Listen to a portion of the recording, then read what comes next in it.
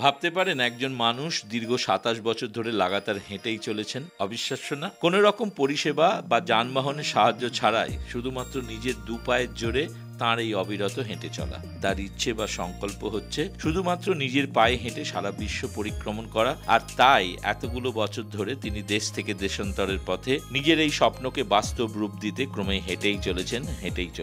নমস্কার, আশা করি সবাই ভালো আছেন। আনকাট ট্রুথে আপনাদের সবাইকে স্বাগত জানাই। এই সাহসী ভদ্রলোকের নাম কার্ল বুশবি। তিনি একজন প্রাক্তন ব্রিটিশ প্যারাট্রুপার ও লেখক। বর্তমানে এই ৫৬ বছরের মানুষটি পুরো বিশ্ব পরিক্রমার লাস্ট স্টেজে। এই পৃথিবীতে তিনিই হবেন প্রথম মানুষ যিনি এই অসাধ্য সাধন করবেন।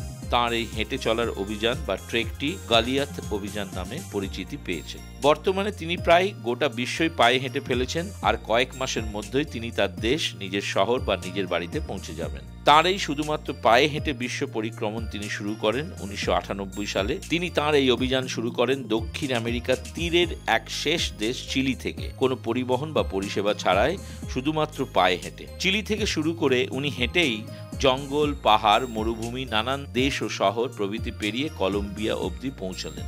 এরপর শুরু হলো নানান বিপত্তি। কলম্বিয়া পেরিয়ে উনি উপস্থিত হলেন ড্যারিয়েন গ্যাপে। এটি হলো কলম্বিয়া ও পানামার আন্তর্জাতিক সীমান্তে অবস্থিত রেন ফরেস্ট এলাকা। এটি উত্তর আমেরিকা এবং দক্ষিণ আমেরিকার মধ্যে একটি প্রাকৃতিক বাধা হিসাবে কাজ করে। এই ড্যারিয়েন গ্যাপ, যেখানে তাকে পেরোতে হবে ১০০ কিলোমিটারের মতো লম্বা ঘন জঙ্গল, যেখানে কোনো রাস্তা নেই, আছে হিংস্র সব জন্তু জানোয়ার ও বিষাক্ত সাপ, আর চোরাবালি অর্থাৎ কর্দমাক্ত এলাকা বা ডুবে তলিয়ে যাবার মতো জলাভূমি, আর আছে উগ্রপন্থীরা। জীবনের বাজি রেখে সাহসী কার্ল বুশবি খুব সন্তর্পণে এই পথ প্রেরণ এবং তারপর পুরো সেন্ট্রাল আমেরিকার সব দেশ, শেষে মেক্সিকো অর্থাৎ সম্পূর্ণ আমেরিকা পার করে উনি এসে উপস্থিত হন আমেরিকার শেষ প্রান্ত আলাস্কাতে। এখানে এসে আবার তিনি এক কঠিন পরিস্থিতির সম্মুখীন হন, কারণ সামনেই তার বেরিং স্ট্রেট বা বেরিং প্রণালী। এটি হলো এমন একটি সুবিশাল জলাধার যা এশিয়া ও উত্তর আমেরিকা এই দুটি মহাদেশকে পৃথক করেছে। এটি জমা বরফ ও কোথাও হাড়হিম ঠান্ডা বরফ জলে পরিপূর্ণ একটি প্রণালী। ২০০৬ মার্চে কার্ল বুশবির এই বেরিং প্রণালী পেরোতে লাগে ১৪ দিন। তার মধ্যে আবার স্রোতের টানে তিনি ভেসে যান প্রায় ৮০ কিলোমিটার দূরে। তবুও হাল ছাড়েননি তিনি। অতঃপর বেরিং প্রণালী পেরিয়ে রাশিয়ার মাটিতে এসে পৌঁছান তিনি। সেখানে তার কোনো বৈধ প্রবেশপত্র ছিল না বলে অনুপ্রবেশকারী হিসেবে রাশিয়ান পুলিশ তাকে অ্যারেস্ট করে ও রাশিয়ায় তাকে ব্যান করে দেওয়া হয় এবং নিজের দেশে ফেরত পাঠানো হয়। এর ফলে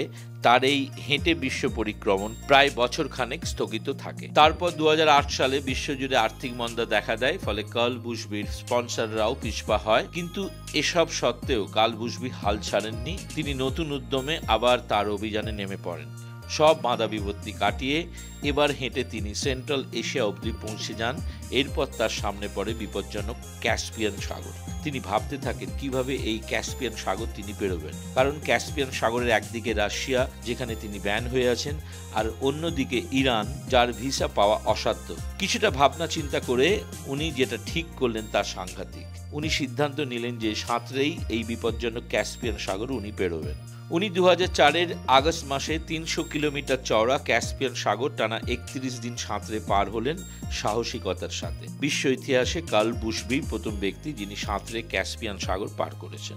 এরপর তিনি আজারবাইজান পেরিয়ে তুর্কি পৌঁছান, অর্থাৎ ইউরোপের মাটিতে তার পদার্পণ ঘটে। তার হাঁটা চলছে তো চলছেই। আজ ২৭ বছর ধরে তিনি হেঁটেই চলেছেন। এখনো অবধি ৪৩,০০০ কিলোমিটার কার্ল বুশবি হেঁটে ফেলেছেন ২৫টি দেশের সীমানা পেরিয়ে, এবং এখন তিনি হেঁটে চলেছেন তার নিজের দেশ ইউকের উদ্দেশ্যে, যেখানে তার এই অভিযান সম্পন্ন হবে নিজের বাড়ি অবধি পৌঁছে। অর্থাৎ চিলি থেকে হাঁটা শুরু করে নানান মহাদেশ ও অসংখ্য দেশ পেরিয়ে আর কিছুদিন পরেই তিনি থামবেন তার পরিবারের সামনে এসে।